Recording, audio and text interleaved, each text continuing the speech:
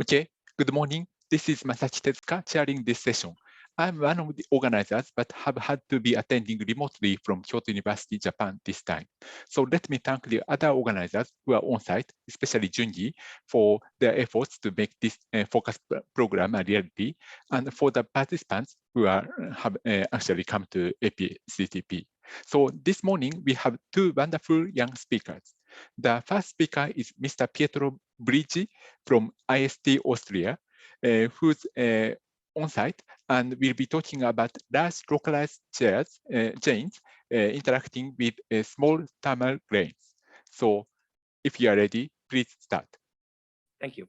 So let me start by also thanking the organizers for inviting me and giving me the opportunity to talk about these two works that you can find on the archive, where we discuss this interplay of large localized chains and small thermal grains.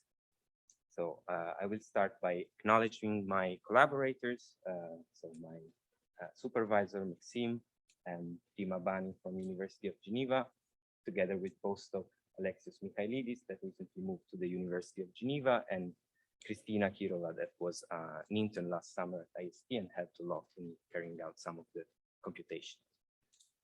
So the talk today will start by with some introduction of thermalization in isolated quantum system and how to avoid it, and in particular using disorder, therefore introducing the concept of many-body localization or MBL. Then I will move to the real, let's say, focus of this talk, that is the competition of these many-body localized and thermal systems, and try to talk about some of the approaches that we took to this problem and the outcomes that we found. In particular, I would like to show you the fascinating phenomenon that we call propagation of many-body localization. So let's start from the beginning and introduce what some people could call artificial matter. That is a concept that became of great interest in the last decades, thanks to the huge technological improvement that allowed us to study systems that can somehow simulate matter without having a real lattice, so without having to deal with phonons and with thermal baths and so on. So these systems are usually very well isolated from the external world, and they are highly tunable because the experimentalists are very smart and they can adjust all the parameters of the Hamiltonian in a very precise ways. And so these two, the combination of these two facts, the isolation from the external world and the high tunability, allows to study several interesting physical phenomena, such as the thermalization in isolated quantum system or lack thereof, dynamics of interesting systems, and thanks to the high tunability, it allows to explore exotic phases of matter. So I will now talk about thermalization in isolated quantum systems because as we learned from StatMech and our very first courses in undergrad, in order to thermalize, a system needs usually an external bath, a reservoir of energy, particles, whatever. And if a system is isolated, by definition, it doesn't have any thermal bath to couple with. And in addition to that, if we imagine to start our dynamics from a pure state, the dynamics is purely Hamiltonian, then the pure state will remain a pure state, and there is no possibility to have a mixed state and thermalization. So how does thermalization actually take place in isolated quantum system? The answer is that we need to look at subsystems of the bigger system S, in this case. And if we focus on the subsystem A, and in particular, we study the reduced density matrix of this subsystem, then we realize that the subsystem can actually thermalize using the rest of the system as a thermal bath. And this is how thermalization in isolated quantum system can be thought of. And this can be formalized using what is called the eigenstate thermalization hypothesis.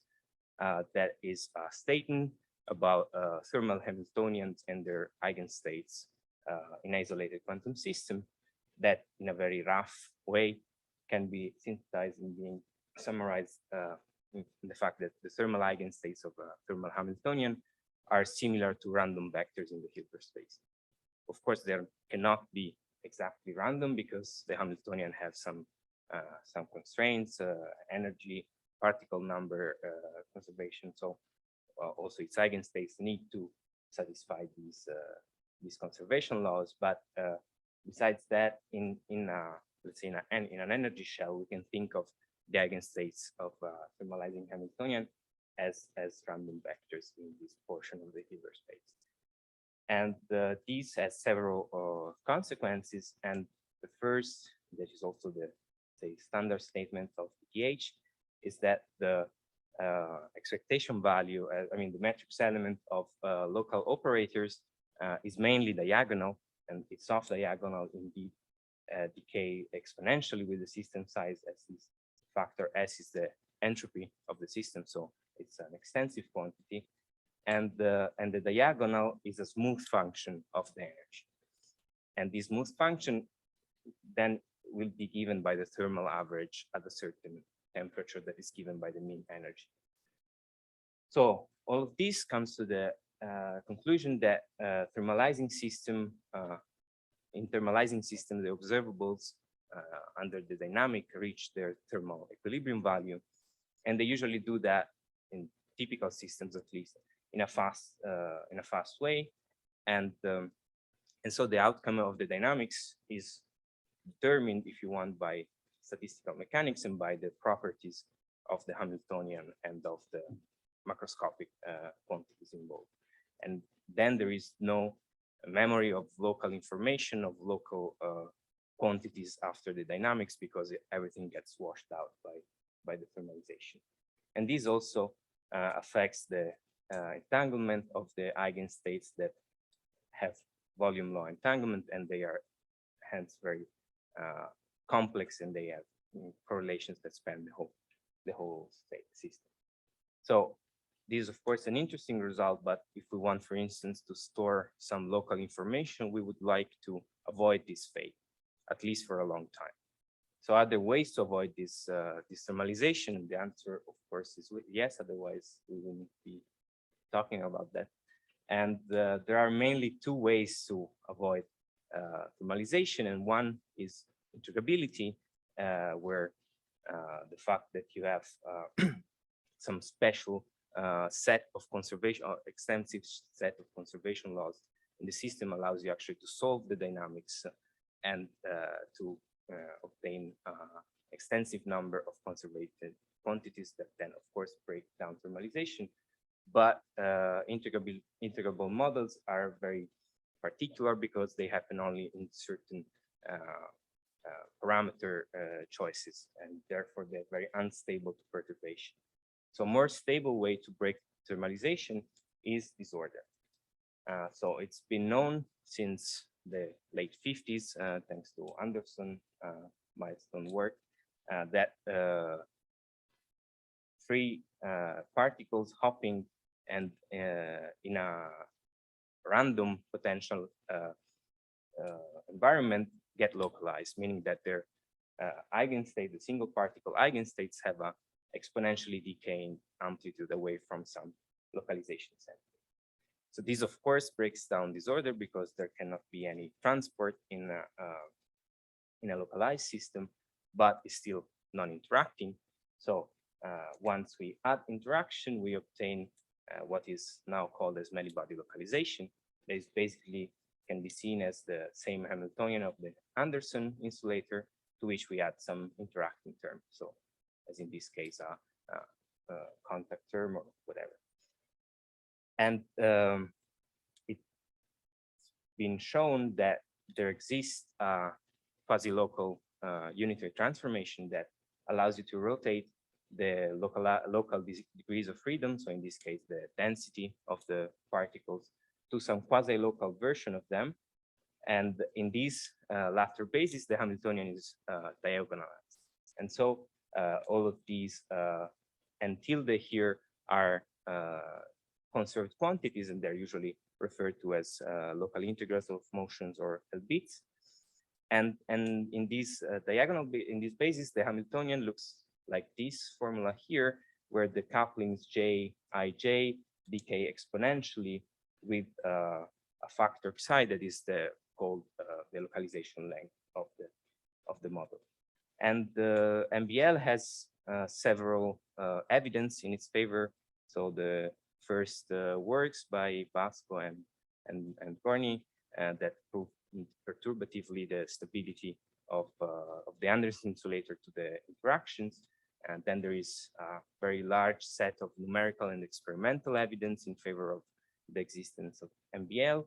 And finally, there is also the mathematical proof by John Embry that shows that in 1D in a particular case and under very mild assumptions, there exists in the thermodynamic limit a disorder such that this transformation exists. So what are the consequences of breaking down thermalization with disorder in many-body localization? So we have the memory of the initial configuration. So the dynamics does not wash out the local information. Eigenstates have area law, and also starting from a quench, the growth of entanglement is very slow and is indeed logarithmic. Okay, so we have these two paradigmatic outcomes, let's say, for isolated quantum systems. And a natural question might be what happens when we make them interact with one another. And of course, here we're not talking about large thermal bath where the energy spectrum is basically continuous. And of course, that leads to the breakdown of localization, but we are talking about baths that are of the same size or comparable to the localized system. And we foresee basically two possible outcomes for this interplay. And on one hand is this melting of many-body localization thanks to the energy reservoir that the bath provides. And on the other hand, there is the possibility of the freezing of the bath that was already introduced in 2015 as under the name of many-body localization proximity effect, which is, of course, a reference to the superconducting proximity effect. And how would that happen is sketched here. So as I said, if the bath provides the right amount of energy to the many-body localized system, it can make two configurations where the Lyons are localized in different locations, resonate with one another. Then the two eigenstates would hybridize with the Lyons in, you see, in different positions. And that, of course, leads to a state where there is no such thing as the localized degrees of freedom anymore, but they are extended. And in this way, if this keeps happening, of course, then the many-body localized nature of the system is destroyed. On the other hand, we could have the opposite limit where the fact that the bath interacts with a disordered system might act as an effective disorder on the bath and leads to its localization. So this has also been studied theoretically and also experimentally in what I divided in sort of two approaches. There is one where these two systems are described by different particle species, where usually there are particles that interact with the disorder, and so they reproduce the localized system, and some other particles that are instead free and they reproduce the bath. On the other hand, there is the opposite approach of different lattice region, where you would usually have a large chain of many-body localized particles or degrees of freedom interacting with a small bath that is described here by a pure random matrix. So this would be a pure random matrix with Gaussian entries, and these would interact with the rest of the system with with a long-range interaction that decays exponentially with the distance from the bath. And so in this latter case, the bath itself has no notion of locality, and therefore it cannot be localized by the action with interaction with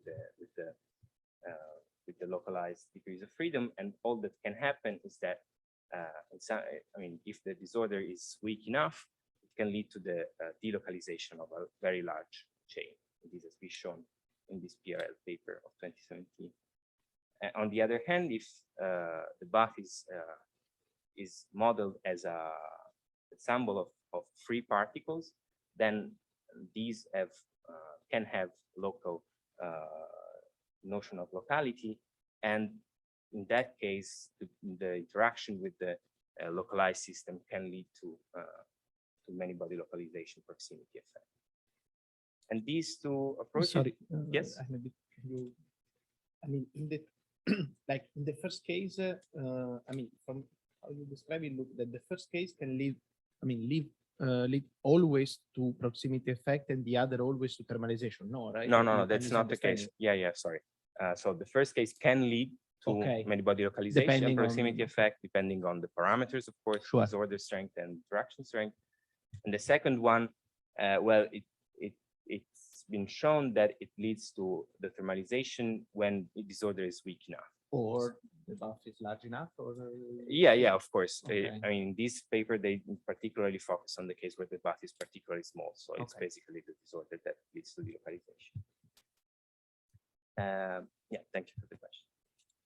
And so these type of approaches have also been taken in experiments.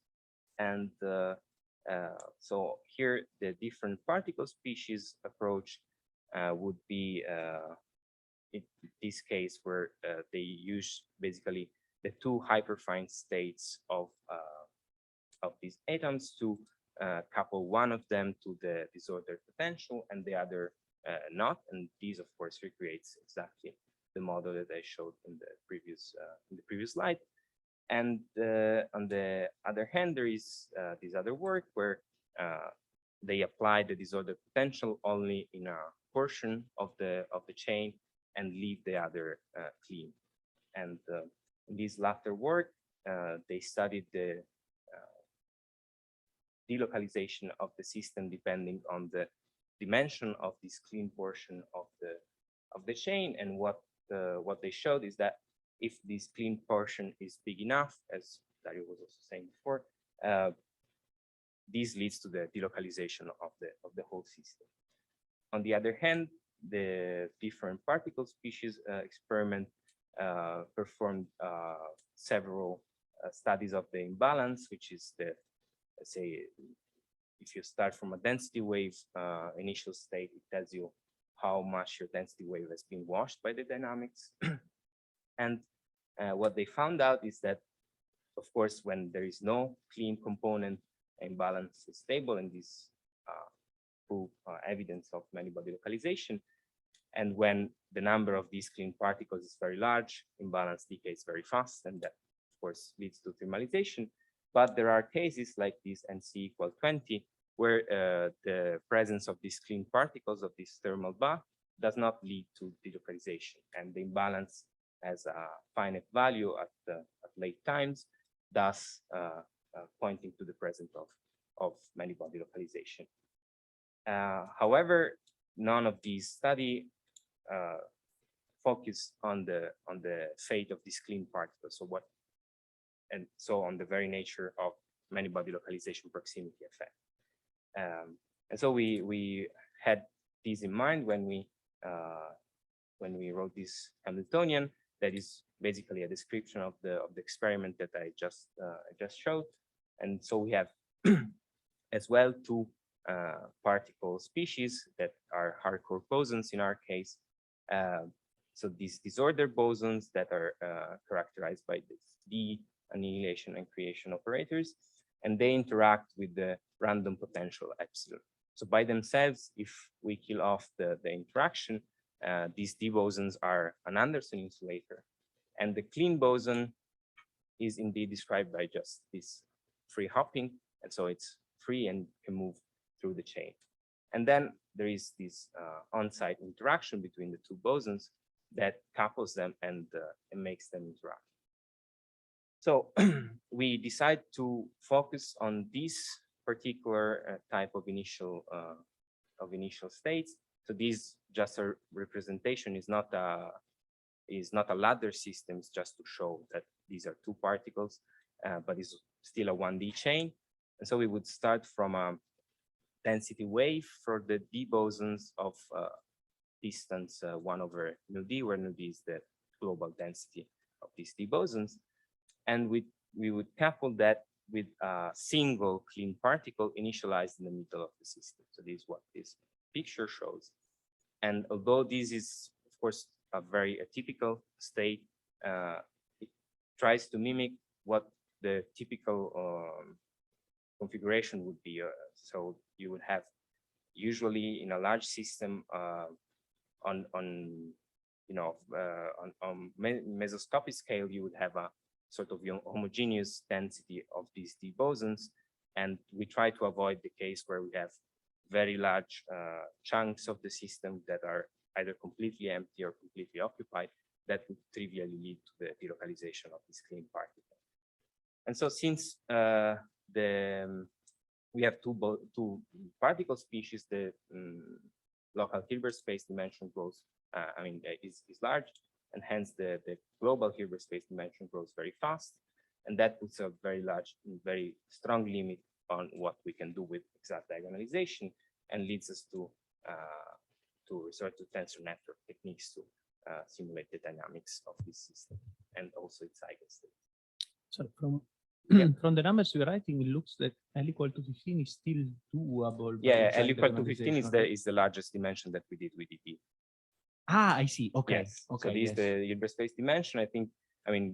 Yeah, it's close to be the largest. That yes, roughly, yes. You cannot gain much, so you would not go to 20 for sure. Sure. With this is the Hilbert space. Sorry, and the clean particle is just one, right? It's just one. In this case, yes. Cool. Yeah. Okay, so but before I dive into the tensor network approach, we performed some approximate studies to understand more or less what the behavior of the system was and what we would expect in the different parameter regimes. So the first one was to use a Hartree approximation. So replace the density operators of the disordered bosons with a scalar field that in our case is given by the infinite time limit of the dynamics of the d bosons by themselves. So these would be the densities of an Anderson insulator. And this is justified by the fact that in the strong coupling and strong disorder limit, the dynamics of the d bosons is expected to be to saturate much faster than the dynamics of the clean particle that is basically free and can hop around. So in this case, you see that here I'm showing the distribution of this infinite time average of these fields. And at weak disorder, this distribution is peaked around the average density is 1/3 here, and it's approximately Gaussian. But as disorder is increased, it becomes more of a bimodal distribution with peaks at 0 and 1. And this is, of course, explained. If you think about the infinite disorder case, these d bosons would exactly stay in their initial position. Therefore, you would have either 0 or 1, depending whether the site was occupied or not. So, of course, this potential distribution has a memory of the initial state that we chose, and we want to get a real random disorder for the clean particle. And in order to do that, we perform this series of operations. So we first Fourier transform these fields. We remove the harmonics corresponding to the density wave and to the constant density, and then transform back to the real space. And in this way, we obtain this effective disorder epsilon tilde that, as I'm showing here, has a very nice and Gaussian shape, at least the intermediate and large disorder. And of course, one then can take the standard deviation of this Gaussian distribution as the effective disorder strength for the clean particle. And so the clean particle here in this approximation is a free particle interacting with a random potential, and therefore in one dimension, and therefore it's localized for every for the tiniest disorder strength. And And one can also work out how the localization length of this system would look like. And in the weak disorder case, which is what we have here, this would be proportional to the inverse of the square of the disorder strength. And so here I'm showing this effective disorder as a function of the normal Anderson disorder. And this interestingly has a non-monotonic shape that you can see here. And this indeed due to these two limits of the Anderson disorder. So when there is no disorder, of course, there is no effective disorder either. But as well in the infinite disorder limit, as the distribution of the densities of the Anderson particles would be not disorder at all because they would be either 0 or 1. There has to be no effective disorder as well in that limit. And this leads to this non-effective, non-monotonic shape of the effective disorder curve. And since the effective disorder is directly proportional to the interaction strength, this leads to the fact that the localization length of the clean particle needs to be as well proportional to the inverse of the square of this interaction strength. And that is what we show here in this plot, as by rescaling the localization length by the square of the interaction, we obtain this very nice collapse of these curves. And here, I would also like to stress out that in the inset, you can see the localization length not rescaled by the interaction. And you see that if the interaction is very small, so this would be U0.5, this first curve from the top, and the localization length would be more than 100 sites. So we can obtain a very weak localization in this sense when interaction is very weak. So in this approximation, we obtain trivially, if you may, localization for the clean particle. And one, of course, wants to understand what happens next. So what is the limit where the interaction affects the localization and when it does not.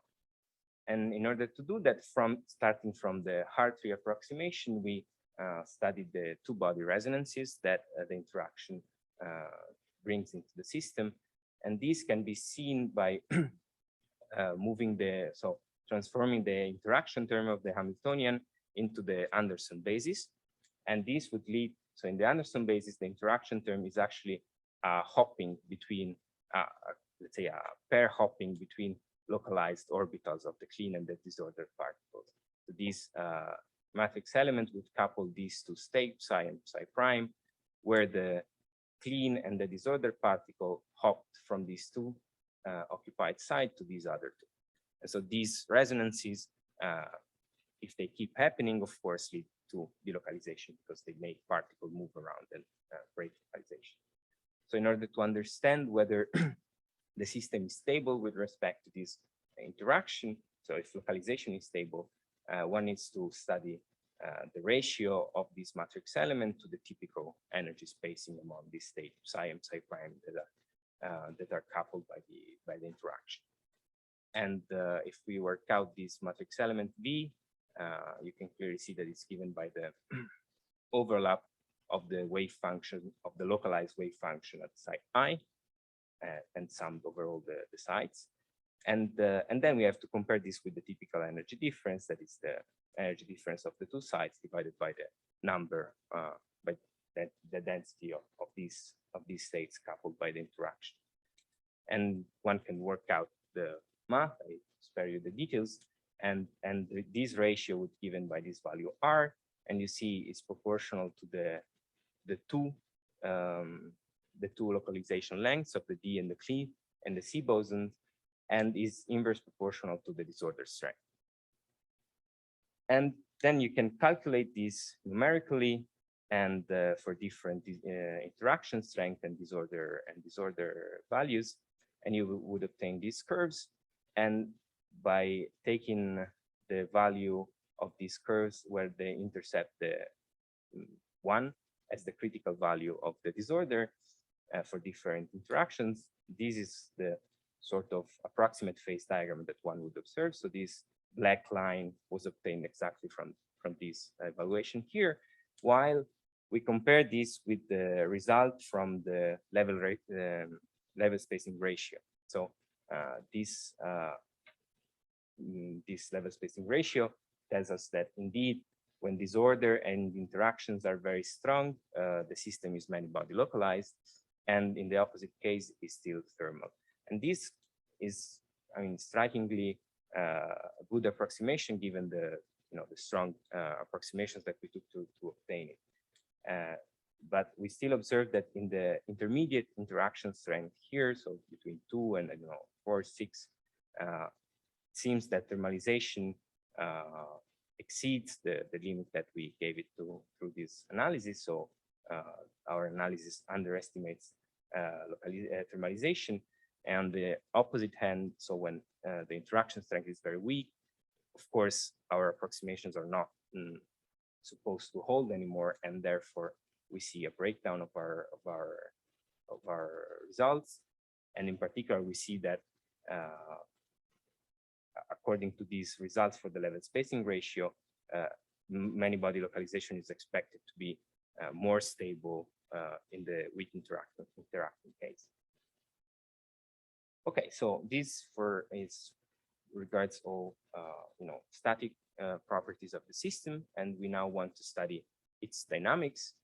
And again, we start from an approximate approach, and we decide to focus on the case where we expect many-body localization to be stable.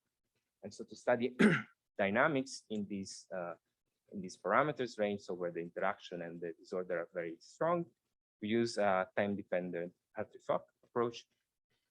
So where we divide the interaction term into two pieces, let's say the one where we keep the d bosons density operators as operators, and the other where we keep the clean bosons one. And then they interact with this time-dependent potential that is given.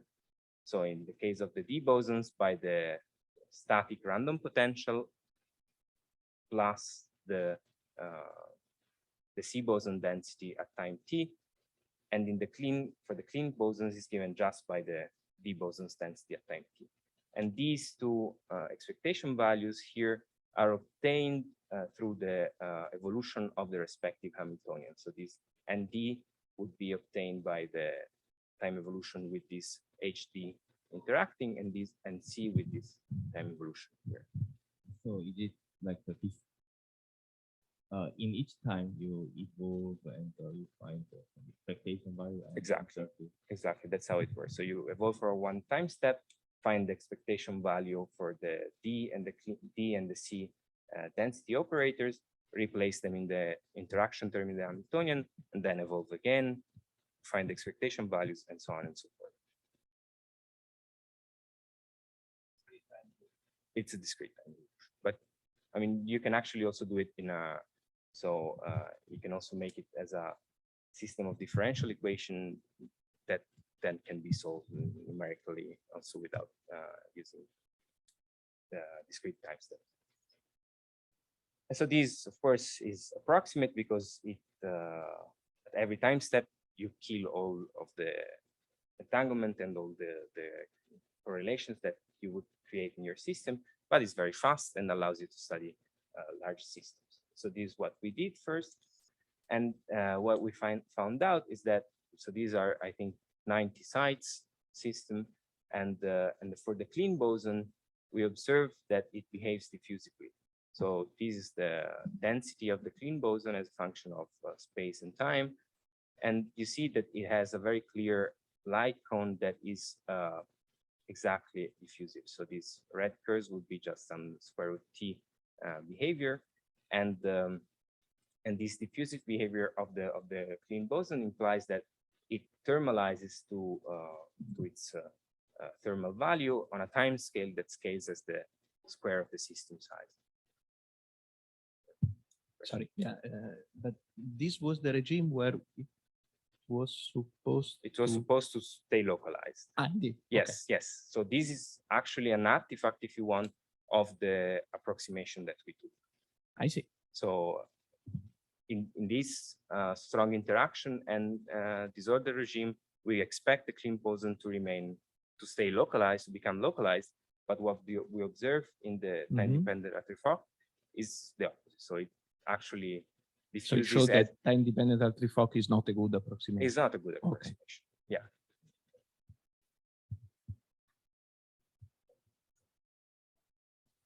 You have to come. Let you sit here. Okay, but can you improve?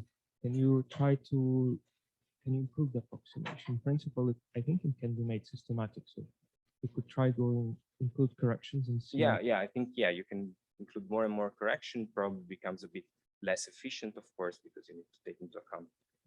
Yeah, but I presume corrections would at least try to take into account entanglement to some extent. So no. did you check and say if you include just the first correction? No, we did not check that. Because I think it would be interesting to understand whether if you include the correction, whether these results are still stable or not. We didn't do it, but it would be an interesting direction. But let me be, say, skeptical. I mean, how can I know that this is a mistake, let's say, due to the approximation, or is not what is really happening? No, that I mean, I know because I performed the tensor network. Okay. At this and stage, I hope that you will also agree with me. Okay, but at this stage you agree. At this stage, yeah, this is the first result. Let's say that I show you, and at this stage you might think. I mean, this might lead to the disprove of the previous argument. Okay, good. Yes. So,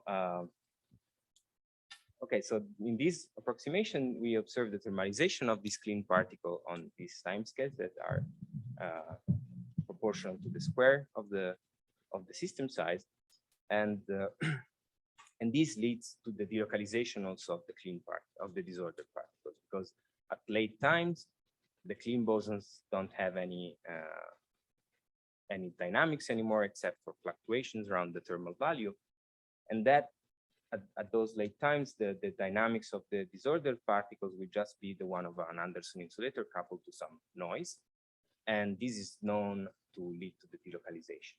And so this is what we expect in this case, and this is what we observe. So here I'm showing the density profile at late time. So these, I think, 10,000 steps. And you see that the density wave profile is still there, but it's very weak and it's been washed out by the interaction with the clean particle.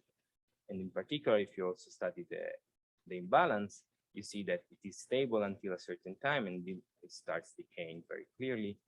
And interestingly, if you rescale the time axis by the system size squared, you would see that this leads to a perfect collapse, thus giving more insight in the fact that is indeed the fluctuations around the thermal value of the clean particles that lead to this delocalization of the disordered boson.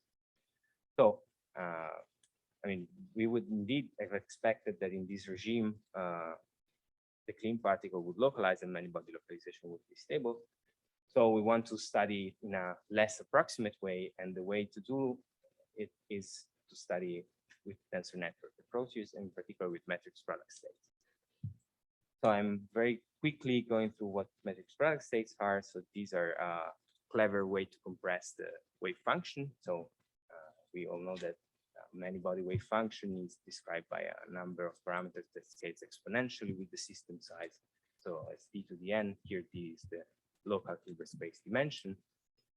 But some smart people realize that if you do a serial Schmidt decomposition, you can transform this n leg tensor in a series of tensors, which all of these have only 3 legs. And these are, I mean, except for this additional index, that is the physical index, then it has only d, small d values. These are matrices, and their dimension is this bond dimension chi. And if you truncate this bond dimension to a finite value, then you manage to reduce the complexity from exponential to actually just linear in the system size. This, of course, comes at a cost because there is no free lunch, and this cost is that the the amount of entanglement that a state that is described by this matrix product state is able to simulate is limited by this bond dimension chi, and is indeed given by the logarithm of this bond dimension. However, it is known that several interesting states have low entanglement, such as all ground states of local gap Hamiltonians, but also eigenstates of many-body localized system because they have area low entanglement, and also the dynamics of states in the many-body localized system can be simulated using matrix product state. Yes, question. Just a naive question. So then, is there a similar convenient representation for highly entangled states? For highly entangled state using this machinery. No. This Oh, machinery you okay. specifically told it's for low entangled Yeah. states. I'm asking, is there a similar sort of representation, like not similar, but similar clever compression for highly entangled states? Not that I know of, but I Okay. mean, How about the restricted Boltzmann machine? So that's what yeah, people I mean, used I to- never worked with those. I know that they are fairly used to study all these entanglement transition and stuff, but Okay. to be honest, I never used them, so I wouldn't. Very good. I also have a base question. So Yeah. it's similar to him, but so if someone have a highly entangled state, and if he's just trying to using the discontinuity conversion and so on, Mhm. how long does it take like To fail, or yeah, to fail, or if you have a really enough time, maybe you can do, but okay. So you see, the problem is that if you have a highly entangled state, so this bond dimension scales exponentially with the entanglement, and then if you want to simulate or to, even create a state with high entanglement, you would need a very large bond dimension, and it's that just same as before. Sorry? Same as d to the n. It's almost same. yeah. I mean, this decomposition is exact as long as chi is scales exponentially with the system size. So you need to truncate it in order to have an advantage. Yeah, so at the level, let's say, if you want to simulate with this method, the state with high entanglement, you don't gain anything in terms of memory. Let's say, Yeah, because- no. Okay. No, exactly. Yes. But still, luckily for many body localized system, this whole machinery works and has been used for a very long time, and in particular to simulate the dynamics. One of the most established methods is this time evolving block estimation, or TEBD, that basically is given by two steps. Sorry, Each- perhaps a triviality, but just to confirm, because it looks a little bit, how can I say, somehow you want to test if MBL is there, and then you assume that MBL is there by putting low entanglement. But no, because you say you will recognize when the approximation is bad. Yes, because what you do is that I will show you in a minute, but you start from a product state that is Right. no entanglement, Right. and then you evolve it. So you will recognize the moment in which this approximation breaks down, and you can Yeah. say, okay, MBL Exactly. doesn't. Okay. Yeah. Maybe we should put Michael also back there. I guess this is more of a comment to what Dario was asking. So I presume also you can change the bond dimension and see whether your results are stable. Yeah, sure. But as long as you don't saturate your bond dimension, that you're Yeah, sure. But what I mean, if it doesn't work, my expectation would be you would see that you're Yeah, yeah. hitting the upper bond dimension. Yeah, So sure. you increase it, you you see can that you hit it again. yes, That's what yes, you're saying. exactly. Yeah. And so the dynamics is simulated through the TEBD algorithm. And so the error sources are very controllable actually, because there is thermalization that comes with an error that scales as the fourth power of the time step if you take the fourth order Suzuki-Trotter decomposition of the time evolution operator. And then it works in this way. So you would apply for each time step a layer, actually 7 layers of these local unitary rotations. And then after you apply these gates, you need to come back to the matrix product state form. And you do that with a series of singular value decompositions. And here, again, because we don't want to simulate the full system, I mean, we cannot simulate the full system, we need to apply some truncation on the singular values, and therefore at each time step we throw away a weight of the wave function that is smaller than some threshold value epsilon. However, if we choose the parameters of the simulation to be, small or large enough, this is actually quasi-exact, because if you compare it with exact diagonalization results, you see that they agree up to very small precision. Sorry, a technical curiosity about trotterization. When you trotterize, you do in such a way that unitarity is preserved or not? You know, in That each principle, local, yes, you know, in principle, you could do an exponential, Mhm. I mean, a time evolution yes, by the exponential, and that will preserve unitarity by design. Or you can say, no, I do the Taylor expansion up to the first order. Yeah. You lose unitarity, and if delta t is small enough, you don't lose it. Which of the two you do? No, we keep unitarity. So these are all exponential gains. I see. Okay. I have a simple question. I mean, can you avoid trotterization? I think I vaguely remember that, I might be wrong, but I think, can you not, basically this is dynamic, so can you not use the matrix exponentials in this case? Well, you need to have these gates to be local. This is one thing, because you want each of these, otherwise you lose the advantage of the matrix product state. No, what I mean, I think is simpler. Correct me if I'm wrong, but can you not rewrite the time evolution here? Essentially, you can still write the time evolution as a kind of as a Schrödinger equation with the matrix product states. Yes. So can you not then just compute the evolution even in small steps as a matrix exponential, because that's a linear equation. So in principle, you know the solution, it's simply exponential of whatever operator you get. Yeah, I see the point. I've never seen that, to be honest. I mean, in matrix product states community, but maybe okay, it's well, me. We can, I mean, I don't know about it, but okay, if I would be happy to discuss. Yeah, sure. afterwards. Very, very nice. And so in this framework, as I was saying, you can control the error very nicely.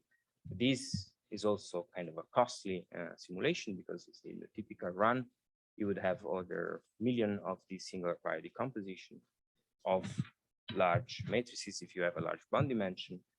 And thus you need to parallelize your code. And luckily, TEBD is a fairly simple algorithm to parallelize. And so this can be done very smoothly.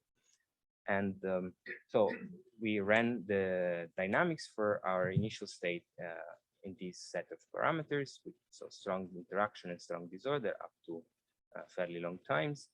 And what we see is completely different, if you want, from what we observed in the time-dependent Hartree-Fock approximation, where we saw diffusion of the clean particle. Here we see oppositely that it is exponentially decaying. So this is the density profile of the clean particle at different times. So this blue curve is the earliest to the latest time in the orange. And you see it's always exponentially decaying up to a certain distance from where it starts decaying as a Gaussian here. And this can be captured by these ansatz. So this LC would be the decay length at a certain time. And this R of t is basically the expansion rate of this clean particle. And this affects the D bosons, at least their density, very little. So the density wave structure is always preserved. It has very weak or non-dependence on the system size. And the only effect that we see from the density is a small relaxation in the vicinity of the central position where the clean boson was initialized.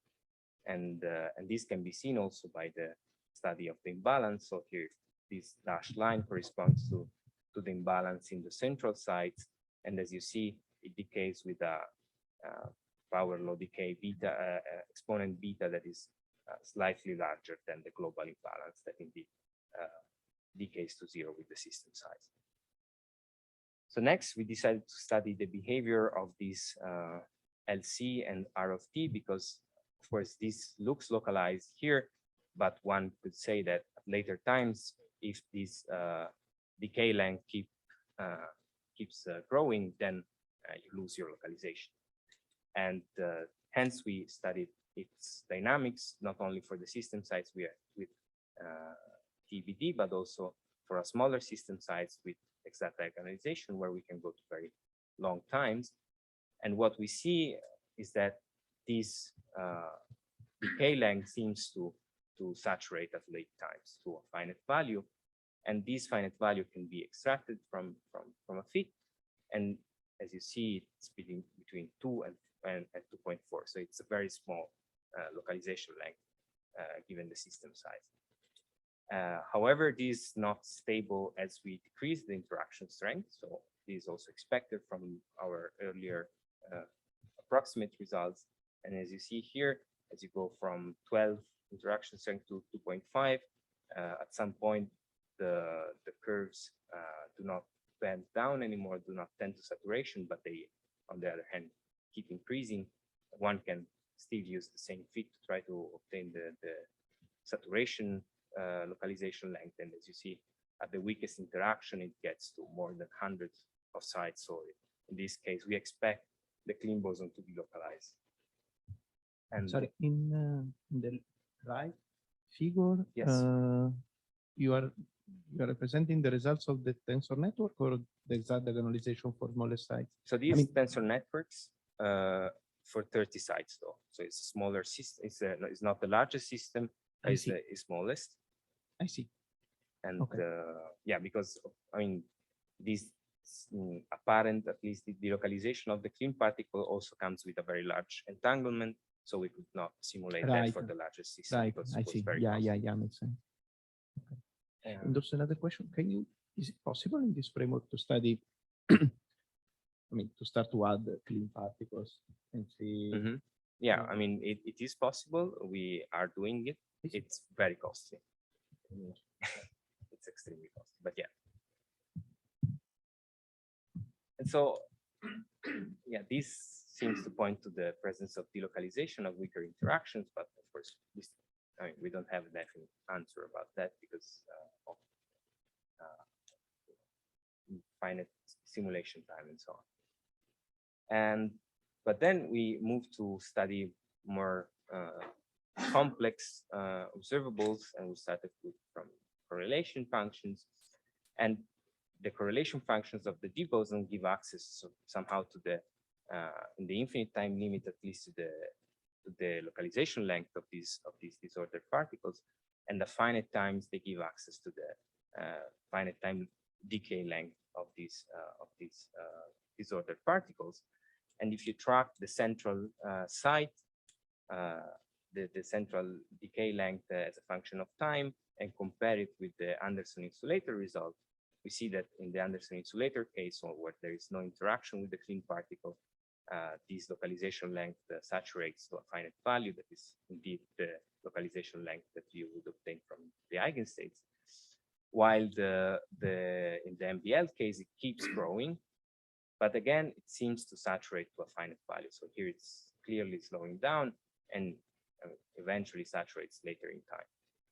And if you track from a fit to this dashed line, that is this function here, if you track the saturation value, you would see as a function of the site in the chain, you would see this. So the localization length is actually rescaled with respect to the Anderson insulator only in the central portion of the chain, while in the boundaries, so these are like last and first 10 sites, it is basically the same as the one in the Anderson insulator case. So this hints at the fact that the interaction with this localized clean particle has an effect on how many body localization is spread through the system and how it propagates in the system. And this has an effect, of course, also on the entanglement structure of our state. And so here we study the entanglement profile, and we use this effective interaction to describe it. So if we imagine that the interaction is just given by, of course, the interaction strength and our ansatz for the density of the clean particle, then at late times, this effective interaction would decay exponentially away from the central site. And then one can rewrite the entanglement entropy in this way, and would obtain these dashed lines that are in very good agreement with our numerical results. And what is also interesting is that if you see here, time is going from the first to the 200th time step, and the entanglement grows only in the vicinity of the central site, so in the vicinity of the clean particle position. And so this is why we named this phenomenon as propagation of many-body localization, because in normal MBL system, you would expect entanglement to grow uniformly through the chain up to the saturation that is given by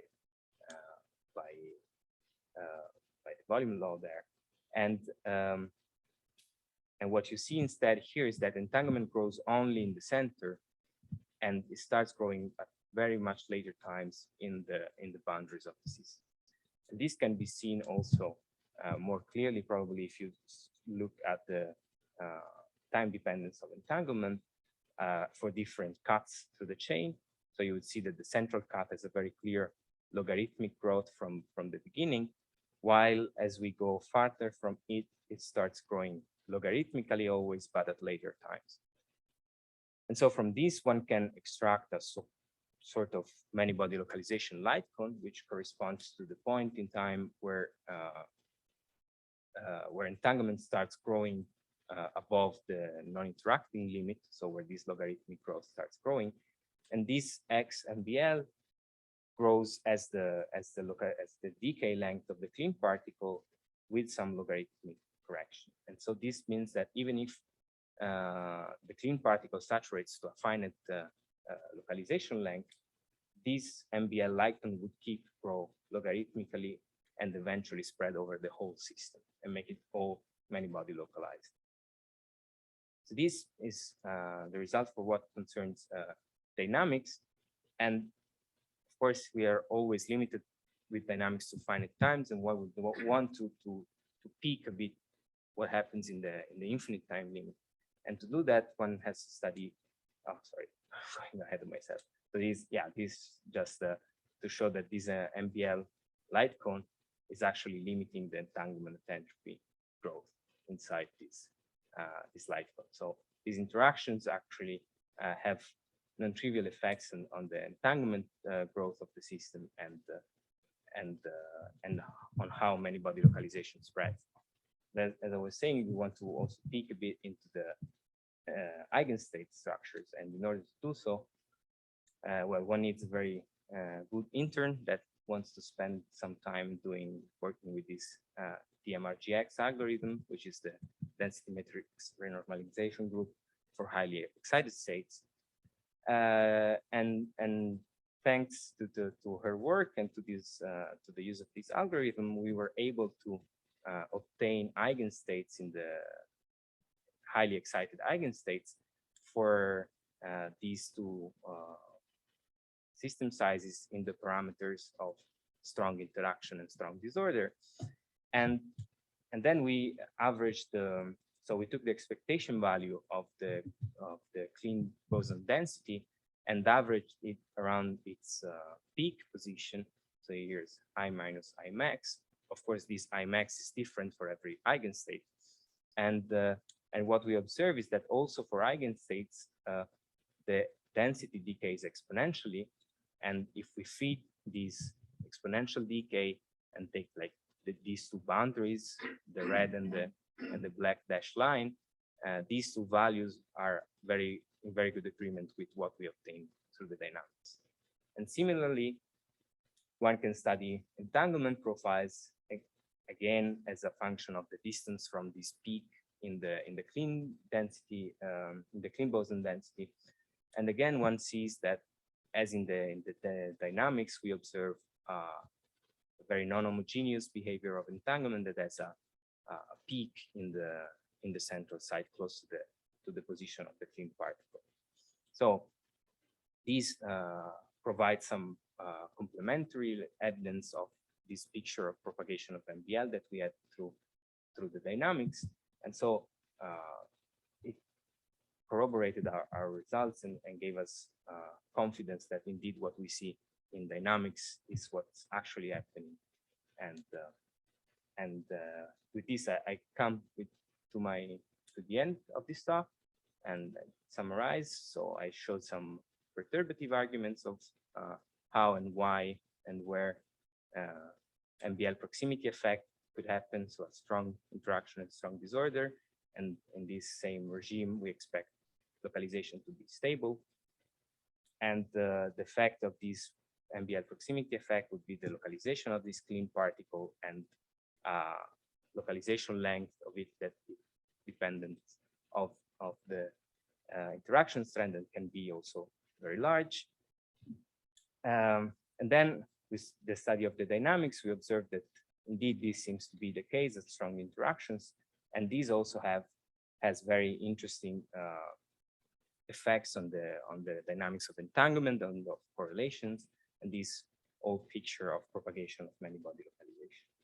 So there are, of course, several open questions. One is what Dario was referring to before. So having more of these clean particles and study larger C boson density. And this is very costly because entanglement would grow much more homogeneously through the chain and have very large values. So you need big computational power to work that. And same goes for the weaker interaction strands, which are in any case under study at the moment. So we are hopefully giving some answer to these open questions in the near future. And with this, I thank you for your attention. And if you have any questions. Thank you very much. So there have been several questions during the talk, but are there more questions or comments? Yeah, we have one question here. Please. Oh, yeah. So what do you expect for weaker U's? Do you expect some kind of phase transition or like? Yeah, it's a good question. I mean, from the data that we have so far, it seems like there might be a phase transition where the whole system delocalizes. And another option is that there is not a real phase transition, so the system remains MBL, at least in this case of a single clean particle, but this clean particle has a very large localization length. So in this relatively, I mean, not small, but limited system sizes, it appears as if it delocalizes. But if one looked at much larger systems, you would see that it actually localizes to a very large localization length. So are you saying that it could be possible that the entire D-boson system can be thermalized in weaker U? Or? It looks like that there can be this option, yes. And it's a bit counterintuitive because there is only one of these clean particles, and one would expect not to be able to delocalize it, but it seems that that might be the case. What's the difficulty in like identifying that? Is an entanglement entropy that grows too fast or too slow? It is basically is a combination of the two things you said. So on one hand, entanglement entropy is very large, and the whole dynamics of the system is sort of slow. So you need to wait for a very long time, and the combination of these two make it very hard to see what actually happens. Okay. Thank you. There's a question there. Are there any more? Please. Yes, yes. In this light cone picture that you have, are you showing the free particles or are you showing the localized? This entanglement, you mean? Yes. This the overall entanglement of the whole state. So it's not along a particular. This does not refer to one of the two particles. It's the global entanglement of the whole system.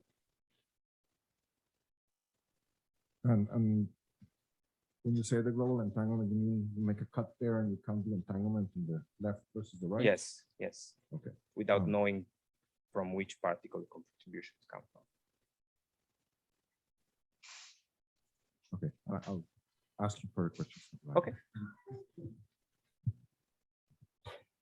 So I think it's already time, but does anyone have a short question or comment?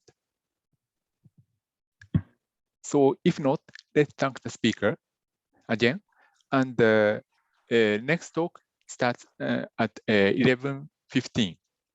So in 8 minutes. So thank you very much.